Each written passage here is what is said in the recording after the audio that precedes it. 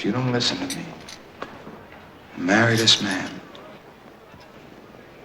you'll disappoint me.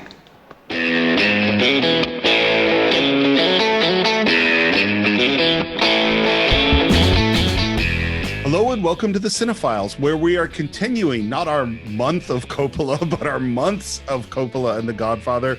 My name is Steve Morris. I am a filmmaker and directing instructor in Los Angeles, California. Hello, everyone. My name is John Rook. I'm a writer, producer, and host over on The Outlaw Nation and a voiceover artist as well. And excited, Steve, and wondering how many parts we're going to be getting out of this almost 3.5-hour movie, The Godfather Part 2, which I consider to be my favorite of the two films. And rewatching it for this podcast, I'm even more convinced that it is. So, I don't know how many parts this is going to be either. Here's what I'll tell you is in general, I usually have around, I know it sounds crazy, but 20 pages of notes for a Cine-Files episode.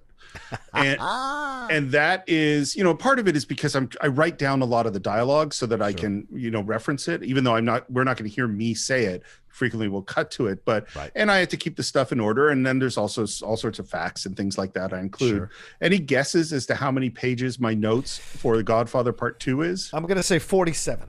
53. Oh, so close. 53 pages of notes. That's what I have here. There's one genuine rabbit hole I went down, which you'll get to probably in part 3 or something, but it was really interesting. So I kept doing more research. I asked you this question when we started on Godfather 1. Yeah. Which one did you prefer? And you did say 2. And I said, I'm going to ask you this again after we're at the very end to see how our opinions have changed. Mm-hmm. My favorite has always been 1, but I had to tell you, watching Godfather 2 this time, it rocked me. I mean, I was emotionally wrecked. Mm-hmm. Like, I'd still rather watch Godfather 1, but man, there was a lot that just hit me really, really hard this time. Yeah, agreed. It's such an incredible story. And of course, we're going to tackle it as the original cut. I know there are other cuts where it goes chronologically, but we're tackling the original cut of the film, not the extra cut of the film or what have you. This is the original cut. And you're seeing two stories juxtaposed against each other. And I wonder if it's been a while, Steve, since you've seen this one, because there's a lot of dad aspects to this one, father-son aspects to this, with Michael Corleone as the dad to his son and Vito as the dad to Sonny and Michael and Fredo and Connie in their storylines, juxtaposed. And this idea of achieving something, doing something in this world. And of course, you've spoken to me before on the show many times about your the generations before of immigrants who came to this country, and so there's a connection to that as well, and certainly in the Ellis Island scene. So there's so much here, and maybe as you've gotten older, maybe there's other things that are speaking to you as you're watching this as well than it did before. And that's what happens with great movies, man. Absolutely. Well, I think the last time I watched it was maybe 5 years ago. Oh, okay. The first time I watched it, and I think I mentioned this when we were talking about Coppola, I think the first time I saw it was that chronological version on TV. Right. That's how I first experienced it. And it wasn't until maybe college that I actually sat and watched the whole thing. And I think the chronological version I won't say it's a travesty. It's still great performances. It's still beautifully shot. It's still great script, but it ain't as good. No, it's a fun way to experience the trilogy, or not, I would say the first two films, if you want to, right? If you want to, but always see them as they were originally intended for you to see them, then watch that chronological, because it'll ruin it for you if you don't. You won't feel the magic at the same level that you do when you see the original cuts of these first two movies in the series. Do you remember how you first came to it? Yeah, my dad and I rented it. I remember when I was, becoming a cinephile and really getting into movies. I remember I said to my dad, "Godfather Part 2, it's got this. It's like almost 4 hours." And my dad said, "Let's go." And he took me to the video store and we rented it and we watched it together. And it has been our as I said a million times, our Christmas tradition was always to see Godfather 1 and Godfather 2 together on Christmas Day. And my dad, we always did that every time I was home for Christmas. Just sat there and watched for almost 6 hours of The Godfather, because so much of it speaks to our family. As a family of my parents were immigrants, and of course the different characters are familiar. Plus, there's such life to these characters, Steve, and especially the new characters we get in Godfather Part 2, and the expanse and the hypocrisy of the American dream.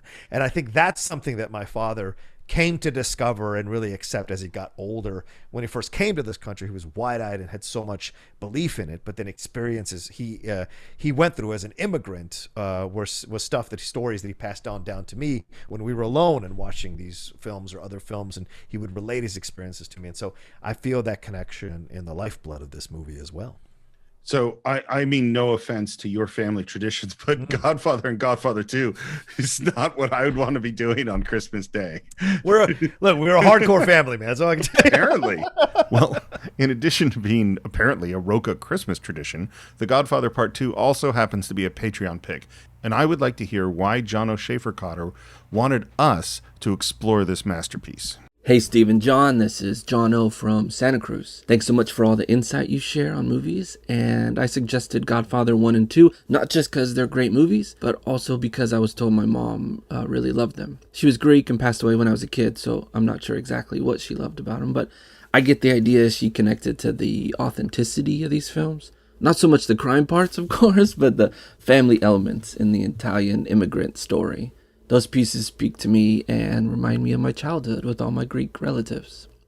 Anyway, thanks again for all the work y'all do. I can't wait to hear it.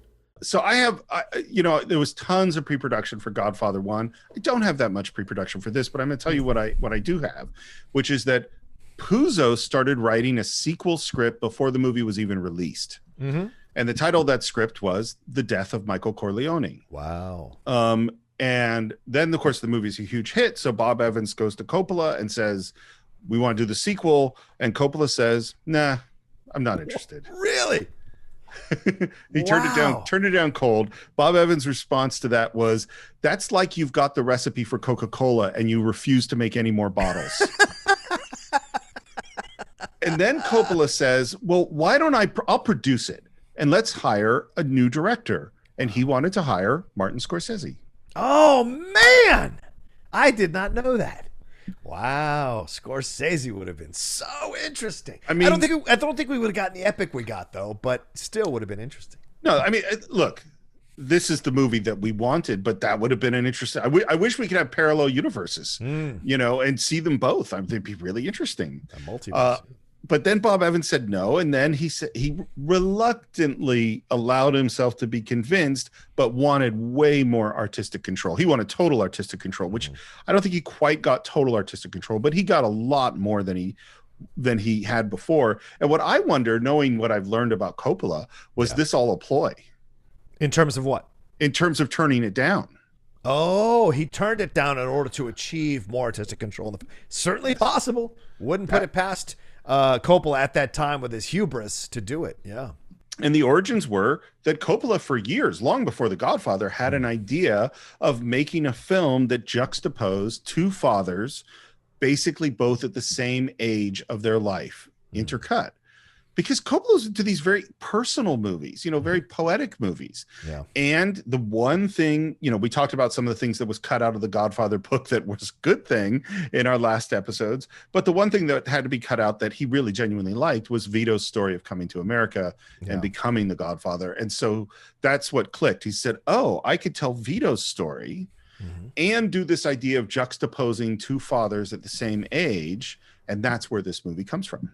Can you imagine, Steve, like conceiving that in that moment that when the light bulb goes off and you go, this is the story. Finally, I found my way in. I'm going to connect these two and see the differences. How Vito is actually, as I said in the first part, the Godfather, one of the parts, I said, he is actually the hero of the story, the protagonist. It's Michael that is at times the antagonist within his own story as he goes along. And you see it so evidently as these two stories are told throughout this film, how much more you fall in love with Vito and how much less you care for Michael by the end of the movie. It is such a tragic juxtaposition of two stories. You ask if I know what that must feel like, and I do know what that feels like. I've never come up with anything this good, but I can the moment that it clicks when you're writing, and frequently the experience that I've had is I've written a whole bunch of stuff because I wrote it for various reasons, and then it all comes together in some way, and it literally feels like magic just happened. Yeah. You know, like it's so, and what's so weird, I don't know if you've had these experiences, is like you have this worldview at one point, and then something clicks, and now you look at it in a completely different way. Oh yeah, of course. Yeah. That's that experience, and I'm sure it just clicked into place. He writes the script, he sends it off to Al Pacino. Al Pacino says no. He says he doesn't like the script, and he doesn't want to do it. I mean, can you imagine? Like, you just got this movie made you. Yeah. You just, I don't think I want to do it. Did a couple other films since then, and now you're turning it down. And Francis says, you know what? Fly out to San Francisco. Let's talk about it, and then I will rewrite it. So Al flies to San Francisco. They talk about it. Coppola says he stayed up 3 nights straight, you know, lots of coffee, and just wrote, handed a new script to Al on Monday after, you know, the weekend. Al reads it and goes, I'm in. Wow. And Coppola says, I'm really happy that Al did this because the movie got better. Yeah. And I've had that experience too, which is that someone rejects my thing and I'm angry and pissed off. And then I sit down and I make it better. And he goes to Al and said, I think when they're in the middle of the shooting, oh no, it's years later. And he said, listen, Al, when you turned down the movie, were you really not going to do it? And I was like, no, of course I was going to do it. I just wanted you to do another pass on the script. Yeah, creative control. How does it feel, Francis? Now it turned on you there, guy. So, and Coppola's the one who said, I want it called The Godfather Part 2.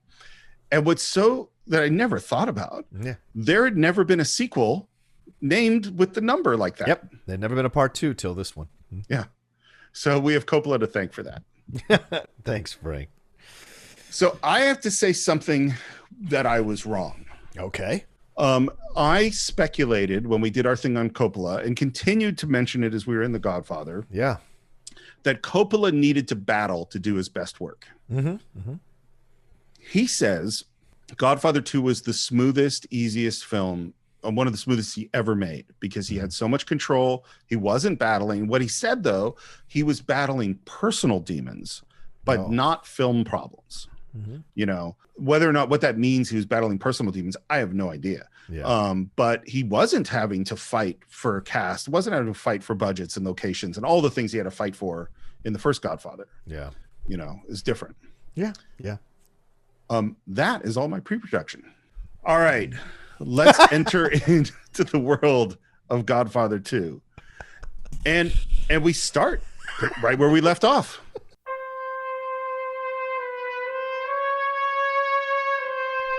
Michael, it's the end of the Godfather movie, and he's getting the kiss on the hand and becoming the Godfather. Yeah. There are a lot of sequels that start like this right at the end of the previous movie. I love the beginning, Steve, because you hear the music and then immediately pulls you back in and you see the credits and the black screen and all of that.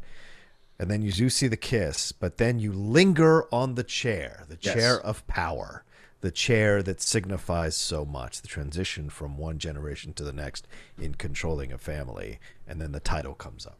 Well, and then boom. And it's the absence of Vito. Yes, very much so. Because Vito is who holds this family together. And Michael is never going to really fill that chair. Right, and it's our last time revisiting that time period of The Godfather. Yeah. So, and then we go back to Sicily, and we get some on-screen information about, it says The Godfather was born Vito Andolini in the town of Corleone. In 1901, his father was murdered for an insult to the local mafia chieftain. And then his older brother Paolo swore revenge and disappeared in the hills, leaving Vito the only male heir with his mom at the funeral. Yeah. You remember in Godfather 1, they go, where's all the men? And they're like, oh, gone to vendetta. Yeah. Yeah. I think this idea of all the men gone to vendetta is one that we should continually revisit throughout this film.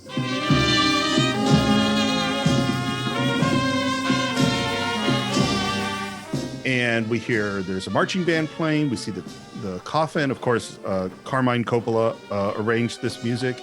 We got Mom and young Vito. They play, a Sicilian sort of version of the Godfather theme. Yeah. And it's all beautifully shot, and we hear gunshots, and everyone scatters. And the way this is filmed is so amazing. They're cowering behind the coffin, mom protecting Vito, and we hear that they've killed the brother. They killed Paolo. Yeah. And then there's this shot where there's the body out of focus in the foreground, and mom runs to him, and there's Vito in the background, separated, with body and mom in the foreground and him separated out in the background. It is a perfect composition. Yeah, it's fantastic. You're watching the funeral procession from a distance.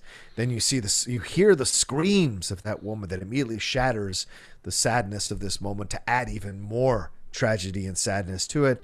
Then we switch to her running in the Foley, the sound of her running on the dirt and the rocks just brings the authenticity to it. And yes, then this actress who plays Vito's mom falls to her knees, crying desperately, and cradles young Paolo's head in her hands. And and Steve, we don't know these people. We don't know these actors. And yet that moment is so incredibly powerful because it is attached to Vito Corleone, and also because this actress does an incredible job with the limited amount of screen time that she has. Well, what's so weird about this movie, and this will literally sustain us until the very final moment of the film, is that the shadow of Vito Corleone and of Marlon Brando hovers over everything. Yeah. Because we're looking at this kid separated out, and we're like, oh my God, that's Vito Corleone. Like this is the beginning of his journey. And we go to this, fancy house, which of course is the house we were at in Godfather 1. Yes. And here's the thought that I had, because this is, we know in Godfather 1, this is Don Tomasino, and Michael is hiding out in Sicily, and Don Tomasino comes to him and says, you got to leave. They found out where you are. And I'm like, you know what? If I was going to hide out in a place, I probably shouldn't hide out right near the town that I took my name from, in the same house of the guy that my dad killed, where my where my mom is killed. Like, maybe that's not where I should be hanging out. Yeah. But that's where we go right now. And beautiful shot as we go, in down the garden path, and there is Don Chichi, who is sipping his drink, and mom kneels in front of him. And her speech is just heart-wrenching and great. Yes. Yeah. Do you think she really believes this is going to work? I think she's got no other option. Yeah. And what she does in desperation is the final option, right? And so in this moment, she is going to beg him, please spare my son. And I love this moment where she grabs Vito and says he is dim-witted, he is slow. So this to me tells me that at the beginning of his life, Vito is on the spectrum. He's an introvert, right? He's very much an introvert. He's quiet, he's intelligent, he's thinking, and so he has that aspect to him. And so the mom is so look at him. He's not gonna be in any trouble. He's just going to work in the town and probably not have an unspectacular life. Please leave him alone, right? Please don't. And he's like, no, I'm not worried. I'm worried about when he gets older. And this is the Don's arrogance. This is yet another Don who doesn't err on the side of forgiveness, understanding that he has put this family under his foot. And if he knows that, not thinking ahead, his men would hear this kid start talking about wanting to kill him. And so instead of having a little benevolence in that moment, having killed the woman's husband and oldest son, he errs on the side of evil. And it is that moment that causes her to finally grab that knife, which I don't know where it came from. Was it in her dress? Was it on the ground? I don't know where she got the knife from, and pulls it up to Don Chichi's throat.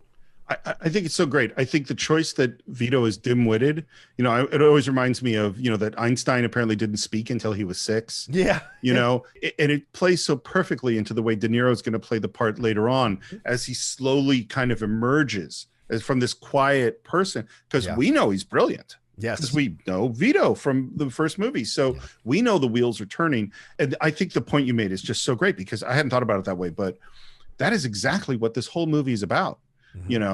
Because Vito makes these compassionate choices where Don Chichi didn't make those choices that leads to all this death. Yeah. And Michael, frankly, more like Don Chichi. Yes. Sadly so. Sadly Yeah. so. Yeah. So mom grabs the Don, has a knife at his throat, tells Vito to run. He gets away from her and they shoot her with a shotgun.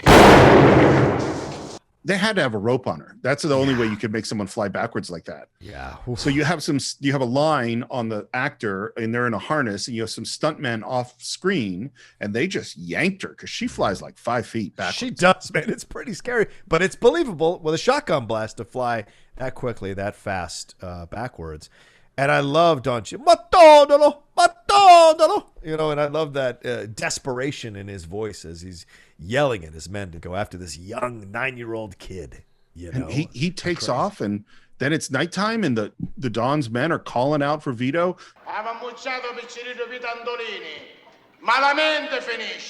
No one should hide him, and there's people with guns. It's really scary. Yeah, of course. We're in front of the church, and there's church bells, and then some people put Vito into a basket on like a mule. And my thought is Moses being put into the basket. Great point. I hadn't thought of that. That's great. Yeah. And again, this is right basically under the eyes of the guards searching for him. Any of these people are going to be killed for saving this kid. And the donkey or the mule, whatever it is, goes out, and the music rises, and then we dissolve. I think this is just a beautiful bit of filmmaking. From there to the ship coming into New York Harbor with the Statue of Liberty in the background. Yeah, they do such a great job with costume design here too, Steve. With all these people, we've seen footage of the stuff from that time. We've seen pictures of the stuff from that time, and they're so accurate. There's almost even a sepia tone, kind of a brownish hue to the film that they put on the effect during this time as well. That kind of puts you in the mood of those old pictures. It's great. And I think and it's so funny because Leave the Gun, Take the Cannoli was right. The Statue of Liberty is in the background. Right. I think the Statue of Liberty, and because this movie's about the immigrant experience in so many ways. And as you said about your father, is the American dream. The belief, here we are. Can you imagine your little 9-year-old Vito Corleone all alone coming from this small town, Corleone, and there is this, you come to this harbor and with this huge city and this statue, it must be unlike anything you've ever seen. I mean, what you put talk about the thunderbolt that we had in the first part with Michael seeing Apollonia the first time, what it must have been like for this kid who's experiencing the world in this way and all of a sudden thrust onto a ship and all of a sudden thrust into this massive metropolis, what that experience must have been like for him. And this is what I call, Hitchcock used that phrase, pure cinema. I don't know if he would describe this that way, but that's how I feel. It's like there's pure filmmaking. This kid never utters a word, and yet we are so in his perspective. We feel so much for him. And I love too that as they see the Statue of Liberty, all the immigrants take their hats off. Yeah, out of respect. Yeah, amazing. And then we're in Ellis Island. Now, this was shot in Trieste in a fish market. This is before Ellis Island has since been completely, restored, and it's a beautiful museum. I don't know if you've been there. Definitely well worth a visit. Okay. Dean Tavaleris, referenced all these old photos from Ellis Island. There's these huge crowds. There's these lines, people coming from everywhere, different clothing, different skin color, obviously different cultures. Vito's getting examined. They circle, they put a chalk and X on his coat. He's number 7, by the way, which is Coppola's lucky number as a kid. And he puts 7s in all of his movies, apparently. Interesting. Okay. And then he's directed to this bench and he's just sitting there. Someone's playing the violin. And I think this is the same age as my son. Oh, wow. 9 years old. Oh, okay. My son would not be capable, like to go be completely alone on this journey. You have no idea what's going to happen to him. Yeah. Kids are resilient. You never know. Absolutely. He would have to do a lot of growing up, And to be fair, Vito didn't have much, man. So you gotta grow up quick when you don't have much. What is your name? Come on, son. What is your name? Tuo nome? Vito Andolini from Corleone. Corleone. Vito Corleone. So I called my mom. She's sort of our family. She is our family historian. And to ask her, most of my family didn't come through Ellis Island. Most of them came actually before Ellis Island was really the main immigration spot, except for my great-grandfather, Max Morris, came through Ellis Island somewhere around 1890s is when he came to Ellis Island. His name was Morris, but other members of my family, their name was changed. So my mom's last name is Smith. She was Susie Smith. Right. Not a very Jewish name. Her family name was Schmusik from Poland. Oh, wow. And so when they came through, and I'm not sure where they came, they might have come through because the Ellis Island of the West was Angel Island in San Francisco. And they might have come through Angel Island, but their name was changed against their will from Schmusik to Smith. Right. Your family came much later than Ellis Island. Yeah, so yes, much later, it's for sure. They kept their name. They didn't have to change their name. They didn't have to change their name. But this moment too is so interesting, Steve, because it's such a brilliant moment. And I compare this to that Solo moment in Solo: A Star Wars Story, right? Like in this moment, this is how we get to Vito Corleone's name, and it makes so much sense. So that later on in the film, when he returns back to Italy and does exact the revenge that Don Cheech had been worried about from the beginning, and probably because Don Cheech was an asshole, he gets and the name works and it makes sense, and we'll go, oh, that's brilliant. Whereas when Solo gets his name, it's some dude who's sitting there almost like Ellis Island, in that he's like trying to get out of a situation and get onto a transport to get onto another place. Who are your people? I don't have people. I'm alone. Solo. That's didn't work at all. This works. This is how you do it versus how you don't do it, and it's so well done. It's funny. I only saw that movie once. I found it. I went to a theater by myself. I watched it. I didn't hate it, but I found it so forgettable. Yeah. Like now I kind of want to watch it again because I literally don't really remember it. Well, we revisited it a few weeks ago on the Jedi Way. Laura Kelly and I did, and actually, it's when you release the expectations of a Star Wars film, it's actually an enjoyable film to watch. It's not when you remove that pressure, you can just sit back and relax. You might enjoy it even more a second time, possibly. My guess is I would. And Vito's put into quarantine. And all of these are, if you look at photographs from Ellis Island, and Dean Tavoularis and Gordon Willis, the cinematographer, and Coppola all studied these photographs. This looks right out of them. Yeah. And the shot, he's alone in this room. The Statue of Liberty is through the window behind him, which, by the way, that's just shot as a reflection. They're still in Trieste. They're not near the Statue of Liberty. It's a photograph of the Statue of Liberty. And he sings.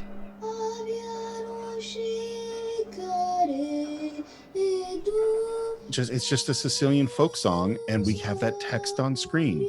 Vito Corleone, Ellis Island, 1901.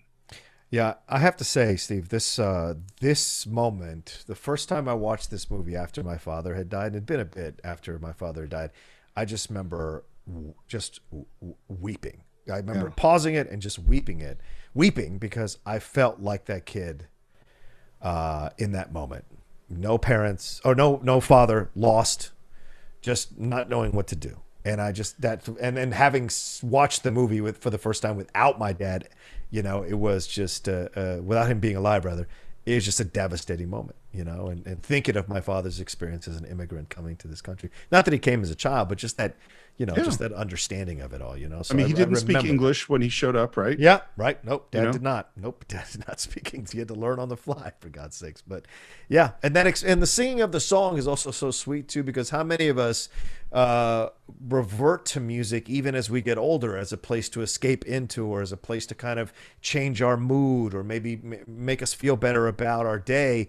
Music is a great way to kind of express ourselves, or to let ourselves go into and forget our troubles for like 4 minutes or 5 minutes if we can. So it was a way of calming Vito. So yeah, he doesn't speak, but that singing lets you know that he does know how to calm himself and take care of himself. This might be a weird thing to say, but I think that text, Vito Corleone, Ellis Island, 1901, with the shot of the kid, is like the most moving on-screen text I can think of. Huh. You know what I mean? Because it's just because this is The Godfather. I spent this whole movie getting to know this incredible character, and now I'm seeing this kid alone with Statue of Liberty in the background, and it's I mean, it's like Superman in the spaceship landing on Earth. You know what I mean? It's like it's an origin moment, but it's a deeply moving origin moment. Yeah. Well, also, Steve, one quick thing. You said that Coppola made these films from a personal point of view. That it's a personal, like these beautiful films. I wonder if Coppola sees himself as Michael and his dad Carmine as Vito. And there is something he's working about himself. As we know, he was a hardcore control freak during this time in the 70s, trying to create, maybe turn his family into a legitimate success. That kind of thing. I wonder if there's things that you said, he's working stuff out. He was going through personal demons. Maybe by telling this story, he's working things out for himself as Michael and for his dad as Carmine, maybe. Well, and also, I mean, like we mentioned when we did his bio, he was in like 22 high schools. Like, I am sure there's real feelings of failure and of, needing to prove himself. And there's just so much of Coppola's heart and soul goes into all of this. Yeah. And by the way, you mentioned a personal connection. His aunt Caroline was quarantined in a room alone in Ellis Island for weeks when she was 9 years old. Wow. See, there you go. Wow.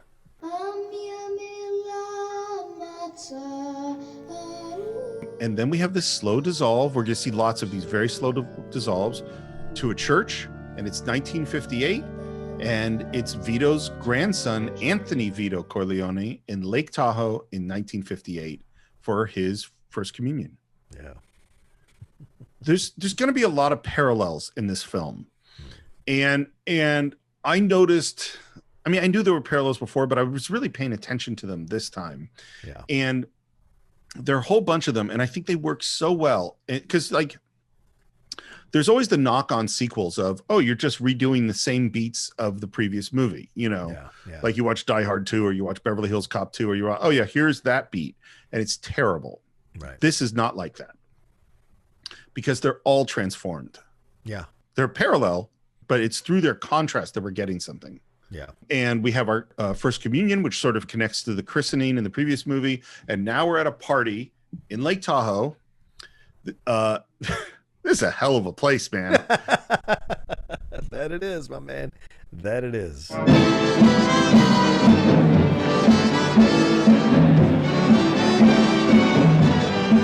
Have you been up to Tahoe? No, I've never been to Lake Tahoe, but Lindley has, and she speaks about the possibility of us going up there. So well, her family grew up like in the valley up Central California, right? Yeah. So so it's not far for her. Right.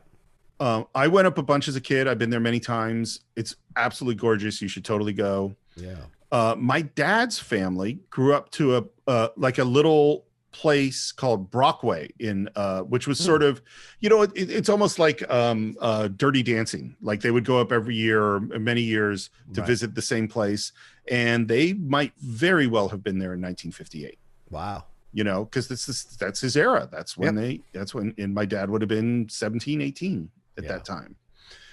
So we're at Lake Tahoe. This was shot at the Kaiser Estate. Maybe I already said that. And this is the wedding, in Godfather 1.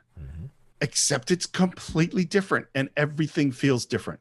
Yes. Everything feels less traditional. Everything feels less Italian. Everything feels a little more of him, of Michael, changing or approaching the world, trying to become more Americanized in his approach, while still retaining, of course, connection to his Italian roots, but him Americanizing himself for sure.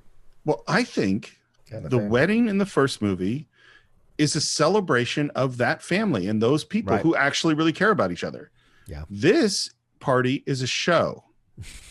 It's for the outside to look at them. It's not for Mama and Connie and our family. And it is the farthest thing from Italian, Yeah. This is white. This is white America. Homogenized. Yeah, absolutely. Also the difference, right? This communion party, all of this is happening in a wide open space. And the water is right there. The people, the waiters are coming out and giving, refreshments to the police officers who are there monitoring this thing. Whereas the difference in the first film, exactly, it's a more quieter place. It's covered by trees. It's more of an insulated celebration. Sonny is threatening the cops and the people who are there with their cameras.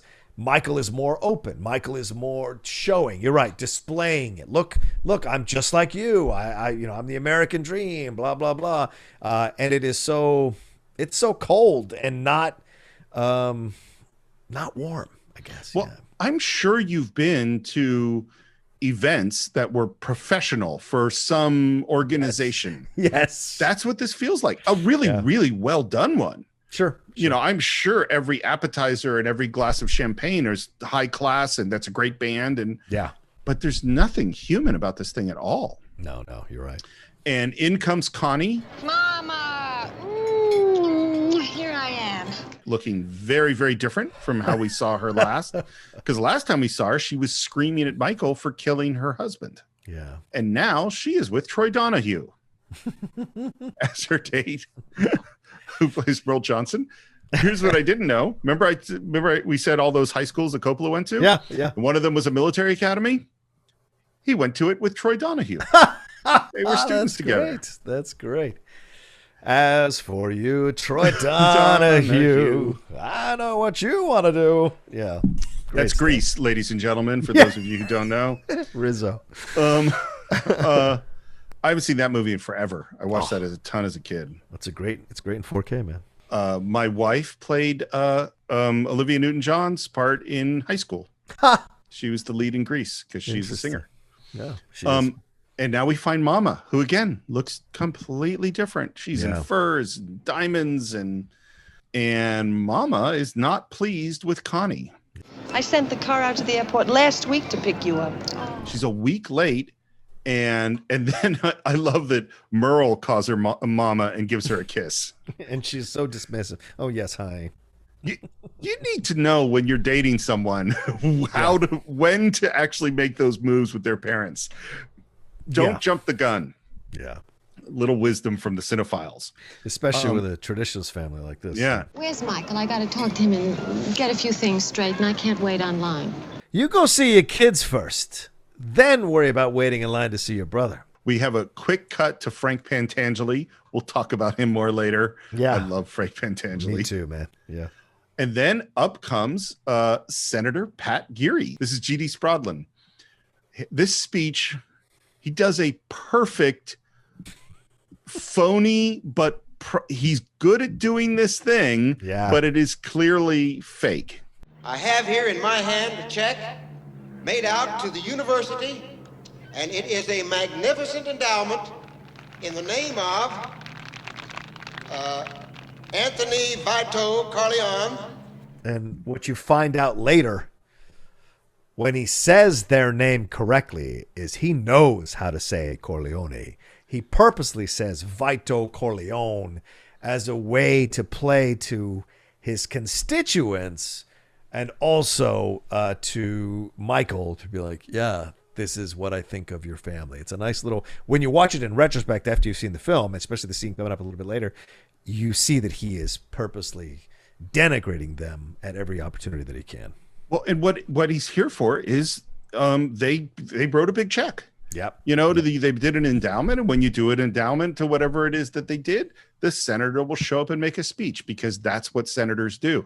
But you're exactly right. He is saying, I don't actually care about you. Yeah. I am only here because you gave us a check. And I mean, you can watch this section and just watch each actor's performance. Watch Diane Keaton, watch Al Pacino, and all of the awkwardness and phoniness of getting the picture with the big check and all of those things is just painful to watch.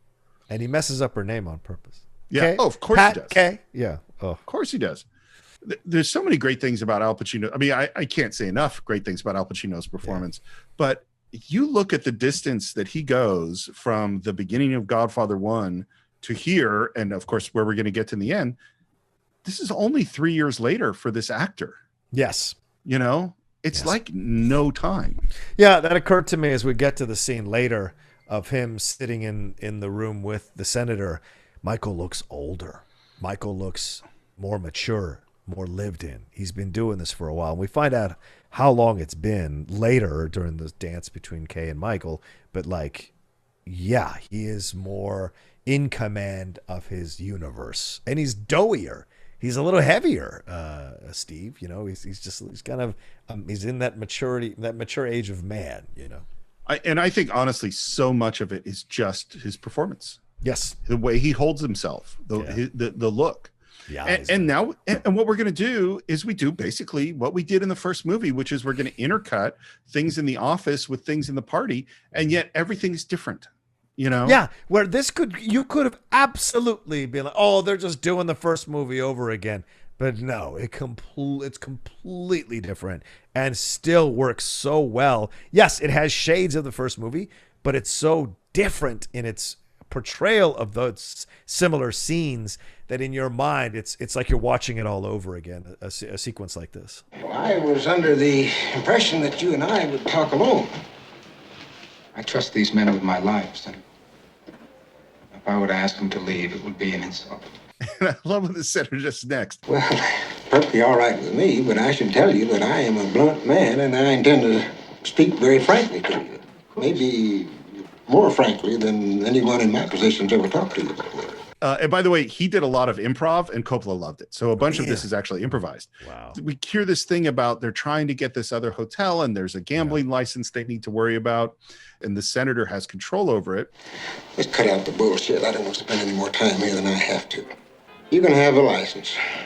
Price is $250,000, plus a monthly payment of 5% of the gross. Of all 4 hotels, Mr. Corleone. And that's the moment where he knew how to say his name correctly all along. He purposely didn't. Now, the price for the license is less than $20,000, am I right? That's right. Now, why would I ever consider paying more than that? And the senator, it's so on the money. Wants a bribe. And then this speech is so... What's so funny, because we know who Michael is. Well, we know how powerful he is and dangerous. And so when the senator gives this speech, he thinks he has all the power in the room. Yeah. And he says, I don't like your kind of people. I don't like to see you come out to this clean country in your oily hair, dressed up in those silk suits. You try to pass yourselves off as decent Americans. I'll do business with you, but the fact is that I despise your masquerade, the dishonest way you pose yourself and your whole fucking family. Yourself and your whole fucking family. That's the extra bit that he didn't need to go to. That's the extra bit that leads to the dead prostitute in the brothel later in the film. That little extra bit, the disgust in his voice. Michael can handle if it's man-to-man, business-to-business. That's no problem. You go after a man's family, that's a whole nother ballgame, and it's mind-blowing how many people forget that in life. I think there's just so much in that speech, because first of all, we talked about this idea that at this time, Italians weren't white. They were really we don't think it like at this time. I wasn't white either. Jews weren't white. Mm-hmm. There are all sorts of clubs that my family wasn't allowed to go to. I don't know what Brockway was in Tahoe, but might have very well been all Jews. Yeah. And they might not, there are lots of places they couldn't go to, and so this is the white, Anglo-Saxon guy saying, we don't want your kind here. And it's also, he is 100% right. Michael is trying to present them as normal white America. Imagine if the senator came to the wedding, a decade earlier. Yeah. That's a completely different situation. And the other thing is just, man, watch Al Pacino's reaction. Watch Robert Duvall. Watch these looks going around the room. And remember, Duvall is the one who was there when Waltz said all those racist things about him, and then racist things about the Italians that he works for, his family, the family of Italians he's with, the Corleones. And here he is again, and he is so calm, looking left to right, like he's just like, I've seen this play out before. The thing is, a lot of people think, just holding still or looking a certain way. Al Pacino goes next level even more so with the cold stare that he was already staring at the senator with. The second he says yourself and your whole fucking family, he gets even colder, if that's possible. It's chilling to see. I mean, the levels of power of Al Pacino in this movie, and frankly, terrifying. I mean, he's just terrifying. He is. Particularly as we get into later scenes. And as you say, the senator is the parallel of Waltz. Yeah. You know, right. And we'll get to it, but the dead prostitute is the horse's head. Yes. Great point. And yet that's also all transformed. Mm-hmm. And I love this moment too, because Michael's response is, Senator, we're both part of the same hypocrisy. even before I get to the second part of the line, yeah, senators and presidents don't have people killed. Right. Now who's being naive? Right. And this, honestly, this proves Michael's point, because the senator just proved himself to be a scumbag. Yeah, he is. He didn't say, you're a mobster. We don't want we don't want criminals. I will fight against you. He said, I'm going to squeeze you. Yeah, there's no difference. He's shaking him down, just like he Shakedown. accuses the other Michael of shaking down other people. He's shaking down Michael. Yeah. And this is to your point. We're both part of the same hypocrisy. But never think it applies to my family. And I love the senator. Said, okay, some people have to play their little games. You play yours. Notice, by the way, I didn't see this the first probably 10 times I watched this. Okay. The cannon. Yes, he turns the cannon and points it at Michael. So let's just say that you'll pay me because it's in your interest to pay me. And Michael notices it. Michael looks down and sees it, and he looks back up at the senator like, all right. It's so funny because it's like, you're threatening me? Yeah, right. You don't understand how this works. And then Michael, man, he comes back. My offer is this. Nothing. Not even the fee for the gaming license, which I would appreciate if you would put up personally. And there's a reaction, and he heads out.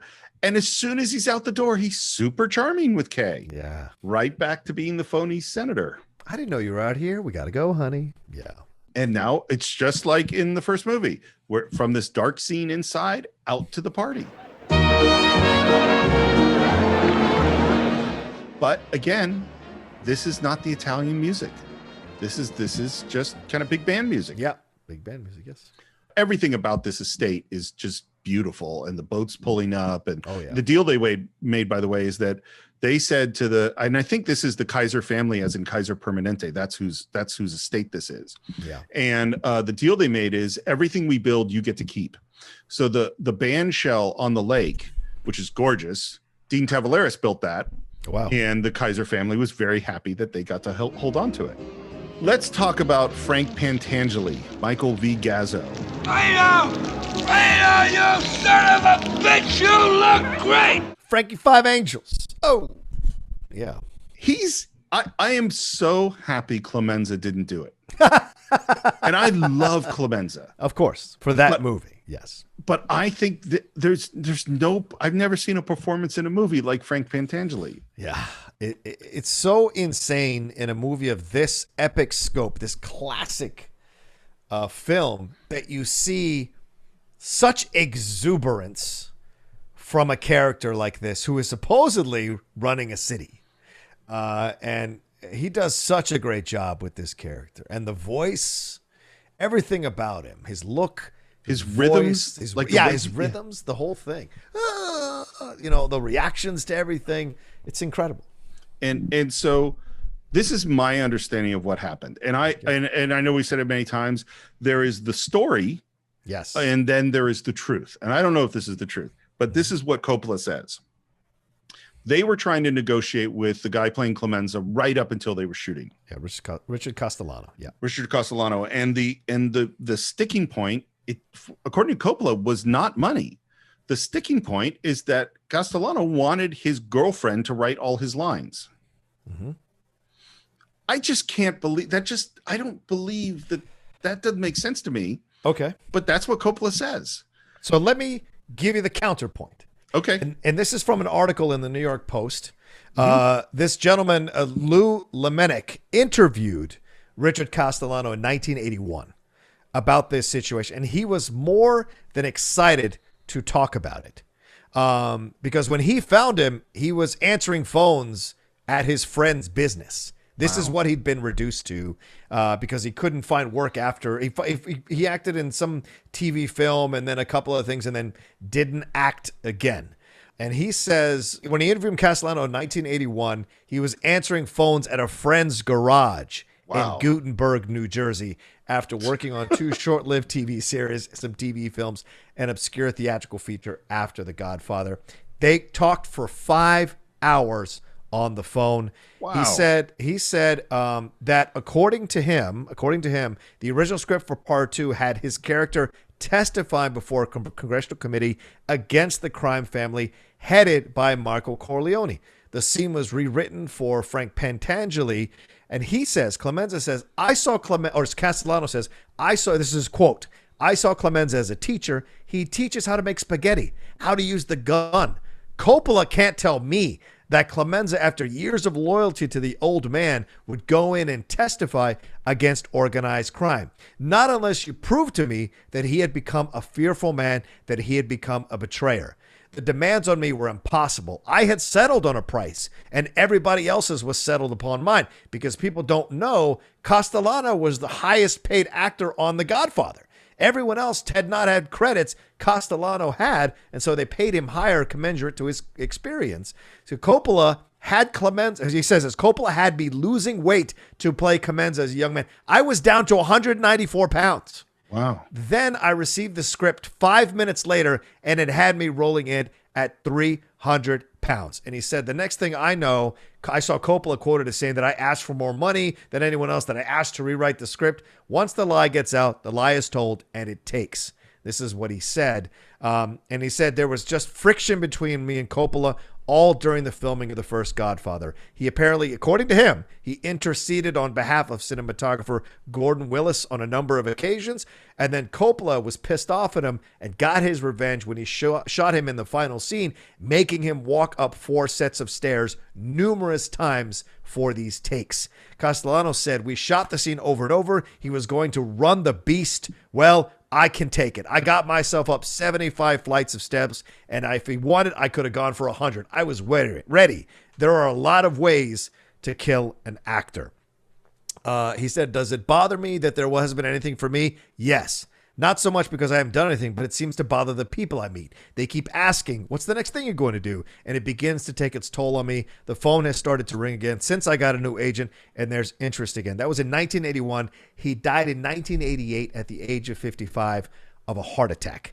And there was rumors that he was the nephew of Paul Castellano, who was the Gambino crime family boss who was assassinated in 1985 by John Gotti, but he never confirmed it. He never admitted it. He never confirmed that he might have been a nephew of Paul Castellano. So that's the other point of view. And I'll be honest with you, Steve, I know you're a director. I'm an actor. I side with the actor. In this situation, I could see Coppola being a massive dick at this time in the 70s about how he was handling things. One, you just said he battled with Robert Evans and kind of tricked Robert Evans, in essence, to give him more creative control on the set. And maybe one of those things was messing with Castellano, because Castellano challenged him all through the filming of the first Godfather. And maybe he didn't want that anymore. And so he found a way to get rid of him in this situation and denigrate the man. And maybe someday somebody will ask him to go on the record and force him to tell the actual truth of what happened, because directors can be like Orson Welles, making up things as they go along to save their legacy. And I feel bad for this gentleman, because I have felt this way for decades from the story that I heard, and reading this interview really changed my mind that maybe there was more to it than we thought. And of course, somewhere in the middle is probably the truth, brother, but maybe he did want to have some lines rewritten. It was because he felt that this was a disservice to the character of Clemenza, that he would turn state's evidence or testify against the Corleone crime family, and he felt that was a disservice to the character, and he had a right to fight for that. But in the end, maybe Coppola didn't want to deal with that anymore. You know? I'm so glad you said all that, because honestly, that confirms what I felt. Because I heard this story from Coppola saying the guy wanted his girlfriend to rewrite his lines, and I'm like, that doesn't sound. I don't believe that. Yeah, this sounds much more believable to me. Yeah. You know, that he was fighting for his character. Whether or not the Coppola was trying to punish him with making him go up the stairs or not, I don't know. But I certainly actually completely agree that I didn't want to see Clemenza turn on Michael. Yeah.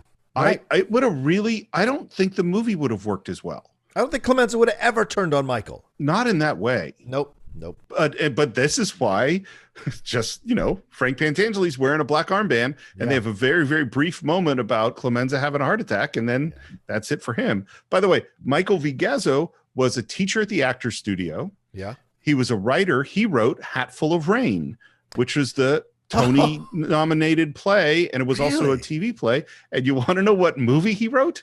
What? Elvis Presley, King Creole. That's awesome. Right? Okay. That's awesome.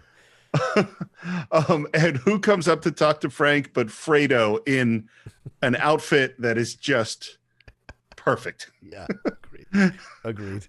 And then we get a little monologue from Frank, and this is where we sort of hear where is the Italianness? He says some kid came up to me in a white jacket. Kid comes up to me in a white jacket, gives me a Ritz cracker and a chopped liver. He says, "Can of peas." I said, "Can of peas my ass. That's a Ritz cracker and chopped liver." It reminds me of the line in Goodfellas where he's like, "I'm eating ketchup with water as spaghetti sauce." Yeah. At the end. Yeah. And he's like, "Where's our New York stuff? All our culture is not here." Yeah. And just like Connie, he can't get in to see Mike. Yeah. And it's so funny because the whole nature, even though Mike's having meetings with people just like Vito did, all of Vito's meetings are to help those people. Yeah. It's all about Vito giving. Yes. None of Michael's meetings are about there. It's all about them, people asking for things, and mostly him saying no. Yeah. And this is the thing we said in the first film, is that Vito is not transactional. He's about relationships. Mm-hmm. Michael is not about relationships. No. He is about power. Yes. You will do this because I want you to do this. Yeah. It's the tragedy of Michael. Always. Yeah. Johnny Ola. Oh. He comes in, he brings oranges from Miami. Man, there's a lot of oranges. Yes, there are. I don't think it's as simple as oranges symbolize death, although that's what many people talk about, because there's lots of times that death's not involved with them. Mm-hmm. But they're important. Anytime oranges are there, something important is happening. And what does he do right at the beginning? He sends Tom out. Yes. Tom isn't going to sit in with us, Johnny. He only handles specific areas of the family business. Tom?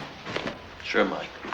Did Tom know he was going to get sent out? No, you can tell clearly he didn't know he was going to send out. Just the uncomfortable, and the way he ushers him out, with because Tom didn't know. So the way he just kind of blatantly says it, it embarrasses Tom. And this is Michael's inability to understand that he has to respect other people as much as he wants to get respect, And in that moment, to a family member like Tom, there's just this kind of, and later when he says what he says, yeah. But I also think I don't 100% believe him. But in that moment, he's so dismissive of Tom. He doesn't mind how careless he is with him and his feelings, that it's insulting, to be honest with you. And Coppola said, I didn't like that people loved Michael coming out of the first movie. I wanted them to hate Michael because these are not good people. So he went even more in on showing the insult and the disrespect that Michael could have with people around him, and how much of an evil person he actually was, regardless of how much you might enjoy his character. Well, and it's real tough. Well, no, it's not tough for me to say who Michael treats the worst. Michael treats Kay the worst. Sure. But, well, no, so they say it again. Michael treats Fredo the worst. Yeah, right. Let's be real. Yeah. He clearly treats Fredo the worst. Yeah. But the Tom stuff is just so painful. Because it just seems so cruel. And throughout this whole scene, how is it staged? Tom can be seen through the glass on the outside looking in. Yeah. We have a visual statement of the separation between Michael and Tom being kept out. And what we're hearing about is something about this guy from Miami whose name is Roth, who apparently has bad health, and that there's a deal. One by one, our old friends are gone. Death, natural or not. Prison, deported. Hyman Roth is the only one left because he always made money for his partners. And I don't know if you've mentioned this, but that's Dominic Chianese, who is Uncle Junior in The Sopranos. That's who Johnny Ola is. Oh. That, if you've ever seen The Sopranos, that is Tony's main antagonist throughout the whole series. That is Uncle Junior as a young man. No lie. Can I tell you something terrible? What's that? I've never watched The Sopranos. Oh, why? Is there a reason? So I will tell you, I mean, this is the honest reason. Okay. I appreciate that. Karen is Italian, and she was bothered by, like, it was always this, she didn't like all the Italian mobster things. Like, why are all the and she's from New Jersey, her family's from New Jersey. And she's like, why are all the representations of New Jersey Italians in the mob? And so she really resisted it. And so we never watched it. And I think, we've talked about watching it since, and I know it's one of the greatest TV shows of all time. Yeah. I've seen scenes. I think I've seen an episode or two, but I've never watched the show. Wow. Yeah. I can't encourage you enough. It is not what you think, and it deals heavily with therapy. Right. And mental health and all the stuff that's incredible to see in a mafia show or a show about the mob, shall I say. Again, I'm going to keep talking about these parallels, but in the first movie, we cut out to the party and we see Mom on stage singing this song. And then this old guy comes up and sings this song, and it is clearly Italian, and it is clearly funny, and it is clearly a shared moment of family and tradition.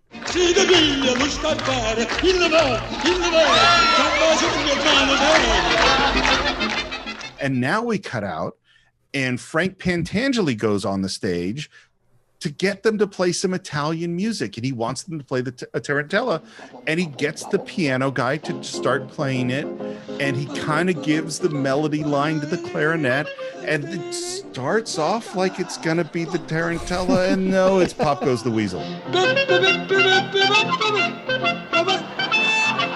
Yep.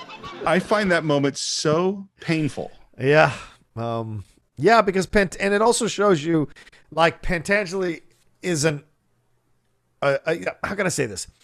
He's a powerful guy in that he felt he could storm onto the stage and request. And by the way, Mama Corleone's with him. Yeah. Trying to monitor him to make sure he doesn't embarrass himself. But he's like, play this, probably dragging her up there to sing it. When she realizes he's never going to get them to sing it, or play it rather, she walks off the stage. You see, she's no longer behind him. And then they start playing, like you said, Pop Goes the Weasel. That just shows you the difference between the first movie and the second movie, where there's no way Vito would have had a band show up that didn't know how to play this Italian traditional song. And the fact that Michael doesn't care that this band knows how to play the standards, that tells you the difference in the approach there. Here's a basic belief of mine, is that the point of these parties, bar mitzvahs, weddings, whatever they are, these events are for families to come together in a loving environment. That is its point. Yeah. And that is the point of the wedding in the first, even though we're with a mob family, it is a family coming together in a loving environment. And that is part of why we fall in love and associate ourselves with the Corleone family. Yeah. My guess is you have been to weddings or parties like this where the point was to show off, or the point was to appease certain things or whatever. And it feels so yucky, like, and that's what this is. Yep. And I was thinking about, we talked about, I think, maybe it was when we did the Coppola episode, or maybe it was in Godfather, about our backgrounds. And strangely enough, that our backgrounds were similar in that our families really wanted to assimilate. Yes. I didn't grow up speaking Yiddish. There was we didn't keep kosher in my house. There was, it was even though we were Jewish and I went to temple, it was a very secular, very American version of that. Right. And I think about what Michael is doing is severing the connection with being Italian. Yes. Yeah, that's what I said earlier. That's what he's doing, Steve, and I agree with you. Like, he is making it very clear that this is the old way, and we have to leave the old way behind in order to embrace the new way, and the new way must be more American, must be more homogenized. Because, and Kay reminds him in a little bit, you said you would make the Corleone family legitimate in 5 years, and so this idea to him, removing the traditional connections to the Italian roots, is how he finds his way to embracing power in America. Want to know what I wrote down in my notes here? What's that? I wrote it in all caps, and I wrote, "This wedding is Kay." And what I mean by that is it's Michael's perception that Michael married Kay because he wanted to marry white America. Yes. Yes. And that's what this, or not this wedding. I wrote it wrong. Yes, I wrote this wedding is K. I should say this communion party or whatever it is. Right. And now we're back to the office. And Connie and Troy Donahue have come. And this scene is so painful. It really is. For so many reasons, man. Yeah. And what's weird is we're going to have a scene with Connie much later in the movie, which is, I think, in the same room, which is also really painful. Yes. And she basically wants some money, because they're going to get married and they want to book passage on the Queen Mary or something like that. And the coldness from coming off Michael. The ink on your divorce isn't dry yet and you're getting married? You see your children on weekends? You know your oldest boy, Victor, was picked up in Reno for some petty theft you don't even know about? Michael! What's happened to Connie? She's become an absentee mother and is running off and probably sleeping around and, working through the grief of the death of her husband by her brother rather, and trying to escape the guilt of all of that and the responsibility of all of that. And so she's punishing the family by being aloof and distant, and what she says later around the table, it'd be true if my father was alive. It's her way of rebelling against being part of Michael's family. It's her way of trying to hurt him, and she says that later, right? Later in the same, as you said, in the same room, he says, "I wanted to hurt you. I wanted you to feel the pain." And that's what she's doing. She's processing this death, and she probably hates her kids for reminding her of the death of her husband who she loved, even though he beat her relentlessly. I just go to this. I think that's all exactly right. And I just go to this moment of her screaming and attacking Michael at the very end of the last movie. Michael, you lousy bastard. You killed my husband. You waited until Papa died so nobody could stop you, and then you killed him. And I don't think she just believes that Michael killed her husband. I think she knows that Michael killed her husband. Yes. And I think about what happened next? I mean, she might have been institutionalized. She might have, tried to kill herself. She might have serious alcoholism, drug addiction, and in that world, because that's like early 50s. Right. So this is 7 years after that, and what she has been through. And Steve, she's apparently gotten married again and divorced again.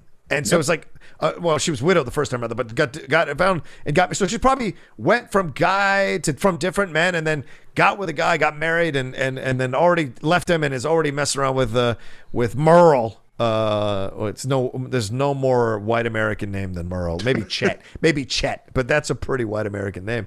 And so this is her way of rebelling as well. That she's doing her things in this way. Yeah. And then his next line, which is, "You fly around the world with men who don't care for you and use you like a whore." Oof.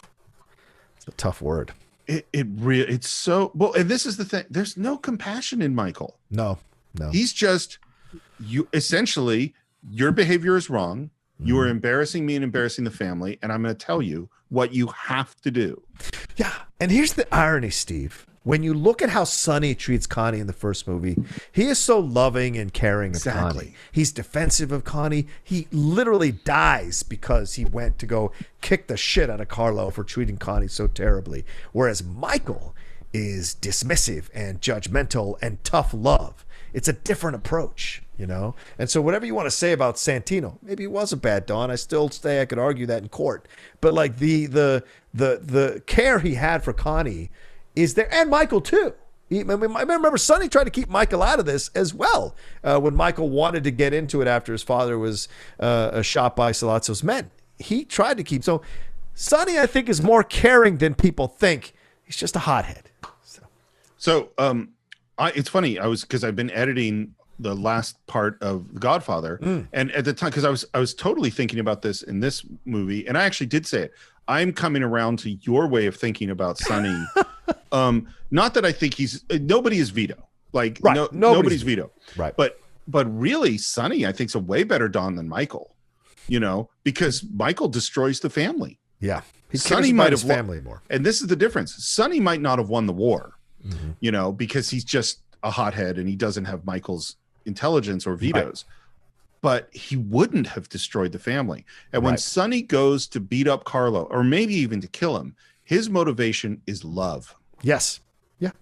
When Michael kills Carlo, it's vendetta. It's revenge. Yes. It's revenge. Yep. That's completely different. Yep. And now he's trying, because he's trying to be the head of the family. He's like telling Connie what to do, and her response is, You're not my father! Then what do you come to me for? Because I need money. and then, man, he's in this power position, standing over high angle. It's a dirty over, which means what it means by being dirty is that he's obscuring part of her face. So an over the shoulder, normally you'd see some of my shoulders, some of my face, and see your face. Right. But if I obscure some of your face, we're in a dirty, and that's a more powerful position, you know, because it's scary where he is. Mm-hmm. He puts his hand under her chin, which is just so, in this situation, horrible. Yeah, it's dismissive as hell. Yeah. I want to be reasonable with you. Now, why don't you stay here with us, with the family? You can live here on the estate with your kids. You won't be deprived of anything. You can have everything you want. I want to focus on the word reasonable. Mm-hmm. And this is why. Over and over again, what does Vito say? I'm going to reason with them. Yeah. And what Vito means by reason frequently is we're going to come to an agreement. Mm-hmm. We're going to have a conversation. Like when he goes and reasons with Barzini and Tattaglia, they actually come to a compromise. Yeah. Michael's not coming to a compromise. When he's saying, I want to be reasonable with you, he's saying, I want you to do exactly what I'm going to tell you to do. Right. That's different. Yeah, absolutely different, man.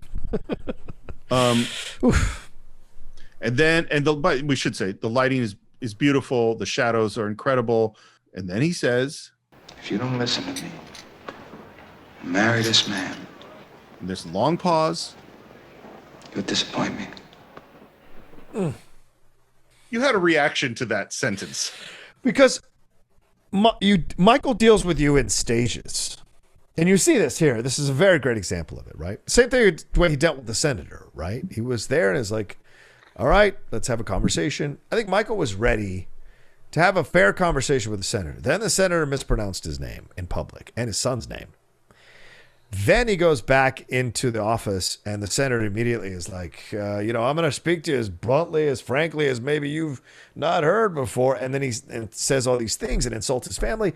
And that's when Michael goes into nuclear mode, which is, I'm going to pay you nothing. In fact, I appreciate if you paid me to take over this hotel, right? And this is the way he operates. If you treat Michael with respect from the beginning, he will negotiate with you in good faith. If you disrespect Michael and not understand how the situation is going, he will go to the nuclear option. And I think him in that moment, you disappoint me, it's almost a life-threatening situation.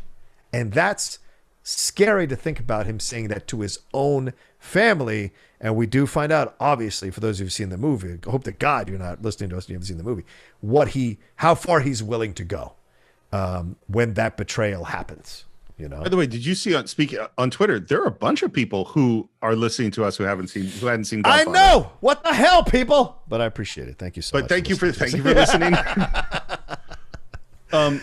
Michael has there's no nuance. It's pretty much do what I say or I'm going to destroy you. Yeah, there's not a lot of we can come to an agreement. Yeah.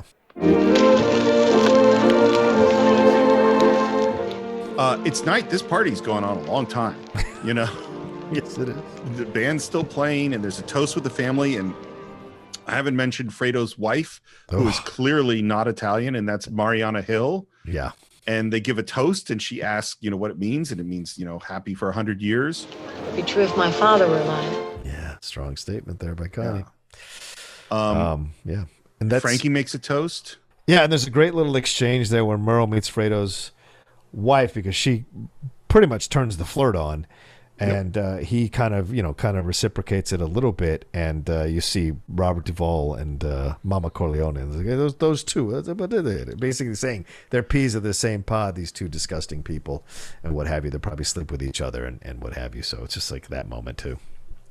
And Frankie, who's been drinking, spills the drink and says, with all respect, I didn't come here to eat dinner. Yeah. And I went low contrast. What are we contrasting this to? I contrast him to Luca Brasi. Oh, interesting. Luca Brasi at the wedding is like, he was so happy to be invited and he wants to see you, but he wasn't on the schedule. Yeah. And the Don makes time to see Luca Brasi before he joins the party. Yeah. Whereas Michael keeps Frankie waiting. Again, it's all different. Yep. Agreed. Now Fredo's wife is dancing. If you call it that, sure. This is so horrible because she's all over the guy. Yeah. And Fredo's standing there watching, and Mike is seeing it and whispers to one of the guys, and Fredo goes to kind of pull her away because she's obviously drunk and obviously embarrassing everybody. What's the matter? I just want to dance. Dancing is one thing. You're falling all over the floor. Oh, I know what's the matter with you. He was jealous because he's a real man. I mean, this is it's just terrible. It's emasculating, and it furthers Fredo's emasculation in this series, right? Even the woman he's chosen to marry emasculates him in public in front of his own. She's not even afraid to do it in front of his own family. He threatens to hit her, and she just goes off. You could have built your own mama. Yeah, and says, talks about Dagos and they're crazy when it comes to their wives, and then one of the goons, one of the soldiers, comes up to Fredo and says, Michael says, if you can't take care of this, I have to. Yeah, that's Rocco. That's Rocco. Oh, it is Rocco. Okay, yeah. And there's a pause, and Fredo says, "You better." Yeah. And Rocco takes her away. And when he grabs her, she says, "Rocco, what are you doing?" And yanks her away. Oh, does she say Rocco? Yeah, she says Rocco when she's yanking him away. I watch this with my headphones on, so maybe there's occasional things I hear as I'm watching. Well, what's funny, by the way, because I watched it with subtitles or with closed captions on, is there lines that are inaudible in the movie that they caption so you can know what people are saying. Right. Yeah, that whole sequence is terrible. I can't control him, Mikey. You're my brother, Fredo. You don't have to apologize to me. He's caring, at least to Fredo in that moment. Yeah. And we contrast that with where their relationship is going to go. Yeah. You're my brother. You don't have to apologize to me. And then we go to a place where there is no apology that's going to be enough. Finally, Frank Pantangeli gets his meeting. Clemenza promised the Rosado brothers 3 territories in the Bronx after he died. You took over, and you didn't give it to them. And what we hear is there's the conflict with the Rosado brothers, and that they thought that Clemenza had promised them a territory, and Frank isn't giving it to them, and they feel cheated. You're sitting high up in the Sierra Mountains, and you're drinking, what's he drinking? Champagne. Champagne cocktails. And you're passing judgment on how I run my family. Tua famiglia. Ancora porta il nome di Corleone. Your family's still called Corleone, and you'll run it like a Corleone. Non mangia car, non mangia Las Vegas. My family doesn't eat here, doesn't eat in Las Vegas, and doesn't eat in Miami with Hyman Roth. No manja with Hyman Roth. Yeah, I love it. That's right. Well, and this is the thing. So now we had Johnny Ola come in and talk about some deal with Hyman Roth, and he always makes money for his partners. And now we have Frank say, basically, you've betrayed us. Yeah. Yeah. Like, my family doesn't make deals with Hyman Roth. This is the only person that stands up to Michael in a way that he accepts, Mm-hmm. He has respect for him too, because he took over the old family's kingdom. Yeah. And he comes over, and this is where he does negotiate. He does kind of soften it. He comes over, he sits next to him, and he says, "You're a good old man. I like you. And you were loyal to my father for years." And we talk about the Rosado brothers. They spit right in my face. All because they're backed up by that Jew in Miami. I know. That's why I don't want him touched. You don't want him touched? No. I want you to be fair with him. And he's asking for something big that Frank doesn't want to do. Right. Because the Rosado brothers are bad guys, and they've disrespected him. I want to earn my family without you on my back. And I want those Rosado brothers dead. No. Mort. Now, I have business that's important with Hyman Roth. I don't want it disturbed. And what does Frank say? He says, then you give your loyalty to a Jew before your own blood. And what we find out is that Vito did business with Hyman Roth. This has obviously been going on a long time. And Frankie's like, yeah, but Vito didn't trust him. He never trusted him. And he says, you'll have to excuse me. I'm tired and I'm a little drunk. And I want everybody here to know there's not going to be no trouble for me. Don Corleone. And he bows. And then Cheech opened the door and he makes an exit. Yeah. But Mike doesn't threaten him. No. He could have. And Al's behind the bar. Al Neary's behind the bar, and he's kind of tired and exhausted. Great body language by him, just leaning on the bar. We've all been there at the end of a party when we're laying on the table, on the bar, or whatever, just because we're tired. And he says, "Want me to, want me to kick him out, or want me to get him away?" He's like, "No, let him go back to New York. The old man just had too much wine." So in that moment, Michael has a benevolent streak in him. He just doesn't give it to everybody. And with Pentangeli, he has a soft spot for the people who worked for his father, and so he has that for Pentangeli. And he would have that for Clemenza if it had been Richard Castellano, for sure. But he says, let him go back to New York. I've already made my plans. Right. Yeah, because he's not. What's weird about that line is it's sort of, he doesn't matter. I'm going to do what I'm going to do. Yeah. So what's going to happen later on, we spoil everything, and hopefully you've watched this film, is that the Rosado brothers are going to attempt to kill Frank Pentangeli.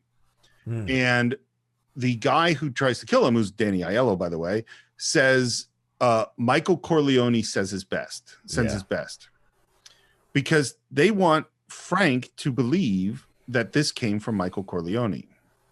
And then later on, we say that it came from Hyman Roth. And there's a thing, and we're going to get into all of this, but Michael's playing kind of both sides. He's saying to Hyman, I know that Frank Pentangeli is against me. And he says to Frank, I know that Hyman Roth is against me.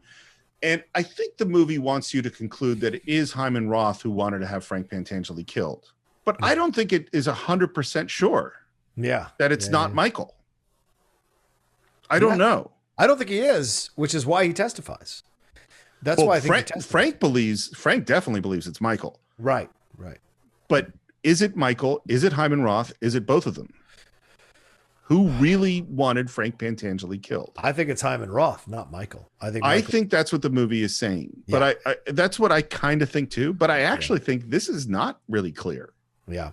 But we'll get into that more. He's out dancing with Kay, and the first thing he asks, he says, "How's the baby?"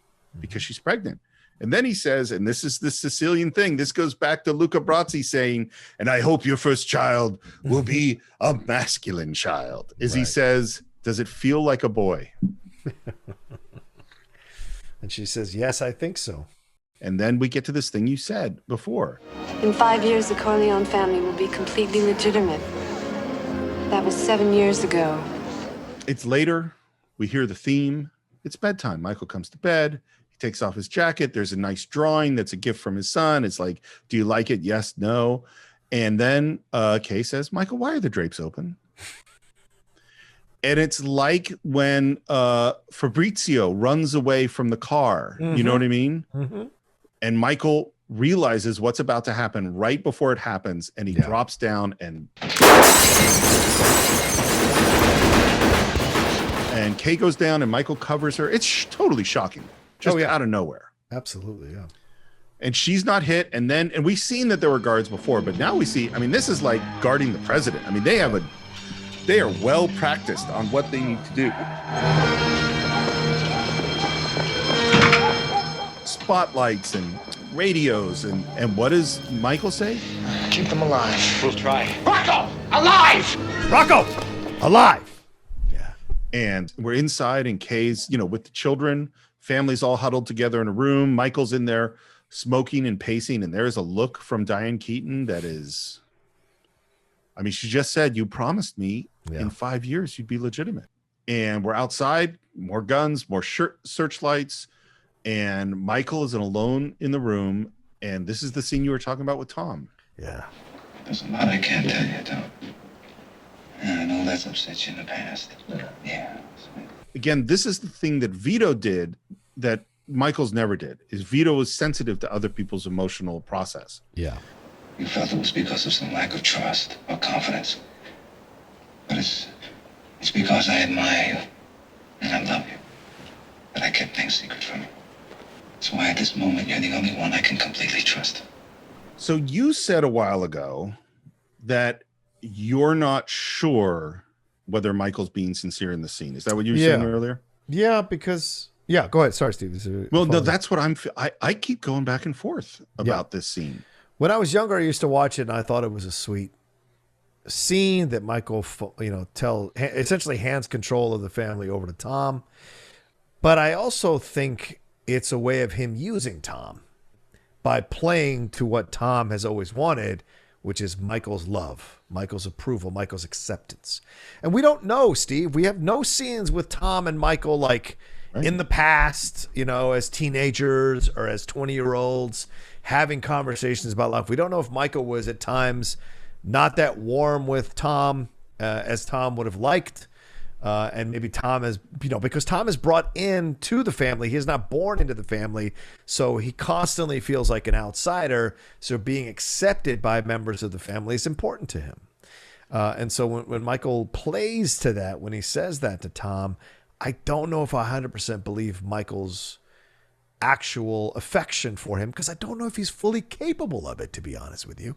And so then when I'm looking at it this time around, I thought to myself, oh, he's just playing on the thing that Tom needs the most. Just like everybody else. Like you said, he's a transactional person.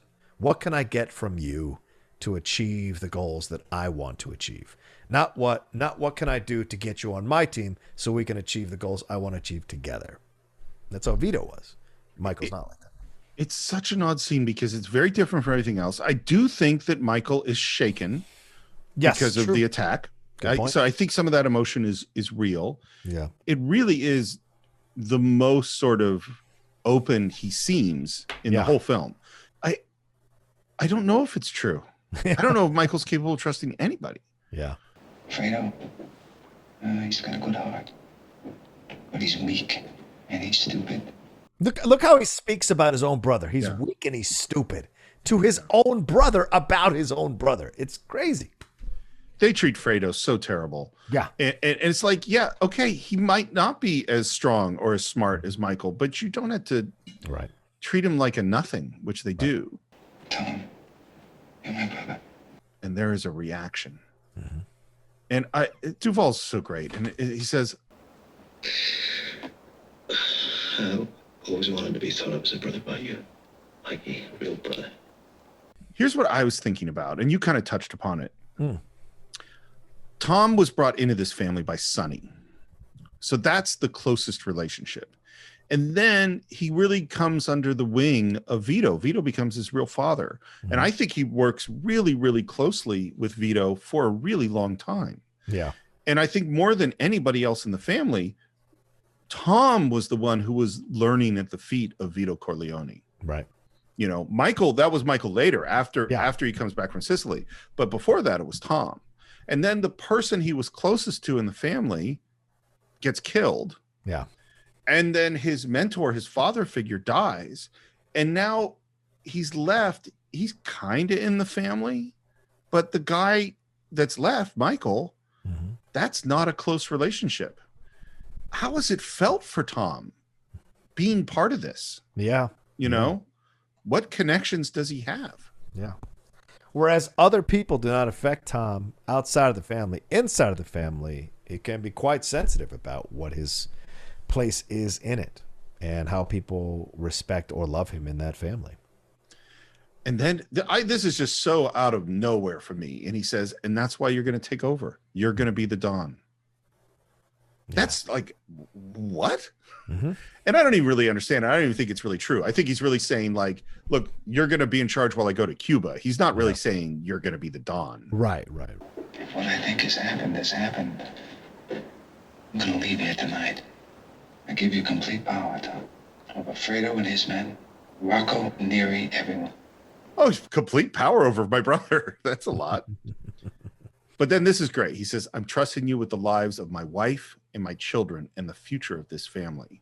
If it gets these guys, do you think we'll be able to find out who's back away? They're not going to catch him. Unless I'm very wrong, they're dead already. They're killed by somebody close to us. Which is exactly what happens. Yeah. One thing I learned from Bob was to try to think as people around you think. Now, on that basis, anything's possible. What's he saying here? What is he telling to Tom? It's weird because I was thinking about it too as he was saying it. But what does it mean to think how others think? Anything is possible. I think maybe this is a moment. As you say, he's unsettled. You know how we all are after a trauma, certainly when our lives have been threatened by gunfire, our minds can go in many different directions. Maybe in this moment, and I was picking this up as I was watching it this time around, where are the moments where Michael or Al Pacino as an actor, and I'm studying him as an actor, right? I always watch films as an actor, watching other actors. Right. Where is Al Pacino throwing this level that he might suspect his brother? That he might suspect a family member, Connie maybe even, who's been, kind of very derisive towards Michael or angry towards Michael. Where is his mind going? And in that moment, it was like he says, anything is possible.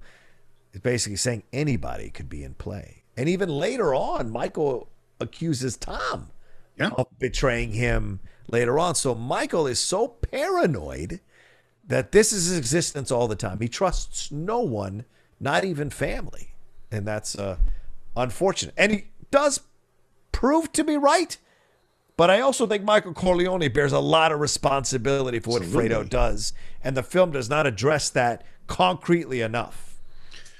Well, and it's like Frank Pantangeli just did this, just really didn't. It's not that he didn't show him respect. He did not agree to do what Michael wanted him to do. He walked out saying Don Corleone and bowed in this very sarcastic way. Well, he did say there'll be no trouble from me. So he was kind of agreeing, but in a sarcastic way. Yeah, that's what I mean. It's like he didn't say, Mike, I promise there'll be no trouble from me. He said it in this way that sort of, wait, are you really saying that? Yeah. We just had a scene with the senator. We just had all this, conflict with Connie. And so he knows that he's been betrayed. And then what's going to happen? We go outside, and after seeing Fredo's wife freaking out, and rightly so, we found that, yes, the guys have been killed. The people who tried to assassinate them are dead, which proves Michael's point that someone inside who tried to kill him killed these guys. Yeah. I literally have no idea who killed these guys. Because we know Fredo has betrayed him. Yeah. But all he did, he sold out some information, we think. Yeah. Fredo did not kill these guys. Nope. Who killed them? I wonder. It's Is good question. Johnny Ola still around? I don't Jo- get the impression he's not there now. Or another person on Michael's staff. Because remember, right after this, Steve, we get that weird older dude in the all black and the black hat who is never introduced to us. We never see a meeting or nothing. He's just all of a sudden there and part of the family, or at least part of the protection team that is taking care of Michael. So even Michael maybe doesn't even trust Rocco or Al Neri or anybody to protect him. He found someone new, And so that's this is this thing that's never addressed, No, it's never addressed. And it relates to me to if what I think has happened. And my pop told me to see other things through the way other people thought, and everyone thinks of this as a business. Yeah. Like, okay, so what? Michael's obviously calculated something, but I don't understand what it is. And that's what's so funny about this film is there's some parts of it that are just ambiguous that we're just not going to understand. Yeah. But Mike walks into his kid's bedroom and sits down, and there's Anthony. Anthony, everything's going to be all right. Try to sleep.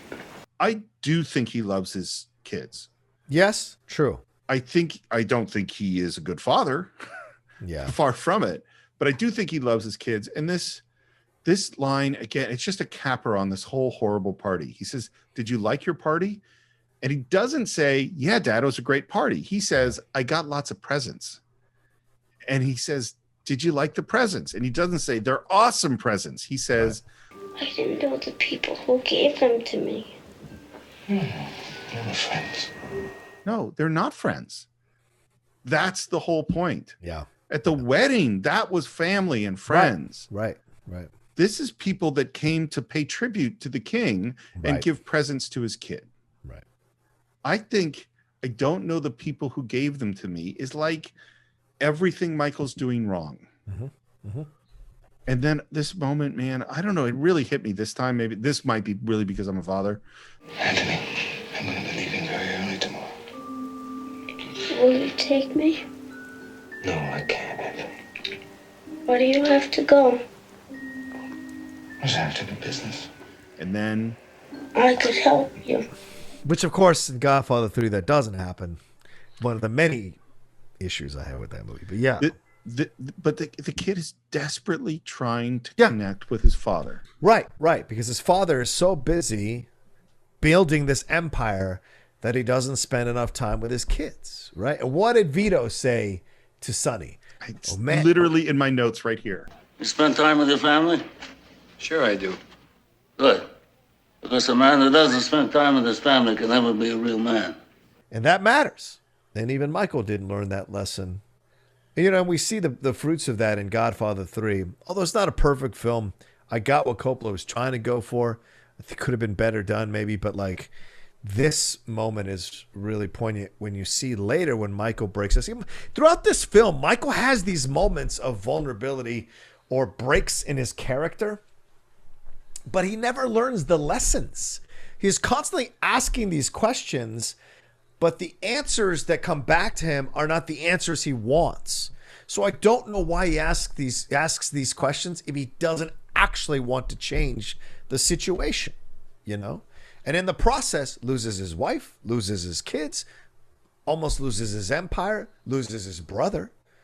So there's so much throughout, and possibly loses Tom as well. There's so much throughout the steps that he takes that turns him into a solitary, hated individual by the last moment of the movie. I think you just so made this click for me because I've been struggling with this thing the whole time, which is Michael just this cold, merciless person, or does he have real love? And I think, and it's in this scene, and I think in the scene with Tom as well, I think he has some feelings, but he doesn't know how to act. He doesn't, all he knows how to be, all he knows how to use is power. All he knows how to use is aggression and fear. And he's such a perfectionist in like, he has this vision of what it's, I mean, this is the classic American dream, or the fallacy of the American dream, is like, if I can only have this, if I can have the beautiful wife and the house and the money and the job and the prestige and the fame and all that stuff, then I will be happy. Right. And then my family will be happy. I must give my kids the life and the wealth and the opportunity, all this stuff. And then I am a good father. And that is not true. It's not that success or, you know, striving to succeed in business or any of those things are bad in and of themselves. But the love that is in the wedding scene is not in this party. No. And his son doesn't know who gave him the presents. Right. And Steve, is he a sociopath? Is he a psychopath? I think sociopath is in play. This idea of he sees human beings as people he can use, or people he plays the game of looking like a certain thing, the veneer of what he's supposed to be, and doesn't actually have that connection with his family, which again is the problem I have with Godfather 3. It's so inconsistent to what Michael Corleone was, to have him be this boisterous, jovial, broken-hearted man in 3, because that's not who Michael would have ended up as. It just isn't. And Coppola, I'm not Coppola. I've not achieved anything close to what Coppola's achieved, but I can't analyze a movie and the character beats here and connect that to 3.